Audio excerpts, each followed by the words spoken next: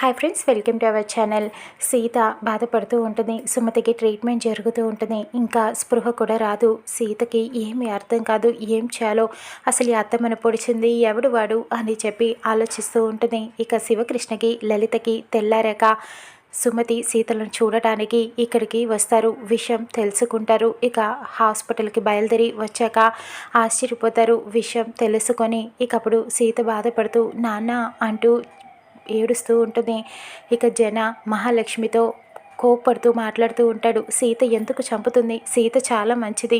సీత ఇంకొకరిని సహాయం చేస్తుందే కానీ ఎప్పుడు ఎవరిని బాధ పెట్టదు. సీత అలాంటి మనిషి కాదు. మీ ఎవరికి తెలియదా? అయినా సీతకి ఏం అవసరం విద్యాదేవిని చంపడానికి అని చెప్పి కోప్పడుతూ అరుస్తూ ఉంటాడు. కానీ జన మహాలక్ష్మి నమ్మరు. సీత హంతకురాలు అని చెప్పి నిందలు వేస్తూ ఉంటారు. ఇంతలో నర్స్ వచ్చి ఆవిడికి స్పృహ వచ్చింది, మీతో ఏదో మాట్లాడాలట అని అనటంతో శివకృష్ణ హాస్పిటల్లో ఇక లోపలికి పరిగెత్తుకుంటూ ఐసీయూ లోపలికి సుమతి దగ్గరికి వెళ్తాడు. ఇక సుమతికి స్పృహ వస్తుంది. కొన ఊపిరితో ఉంటుంది. శివకృష్ణుని చూడగానే సంతోషపడుతూ ఉంటుంది. అమ్మ, చెల్లెమ్మ, ఏమైందమ్మా? నిన్ను పొడిచింది ఎవరు? నిన్ను పొడిచింది సీతే అని ఇంట్లో అందరూ సీతని హంతకురాలు అని నిందలు వేస్తున్నారమ్మా. వాళ్ళందరూ సీతనే అని అనుకుంటున్నారు. నిన్ను చంపింది ఎవరో చెప్పు అమ్మా అని చెప్పి అడుగుతూ ఉంటాడు. ఇకప్పుడు చెప్పు విజయ, నిన్ను చంపింది ఎవరు అని జన కూడా అడుగుతూ ఉంటాడు.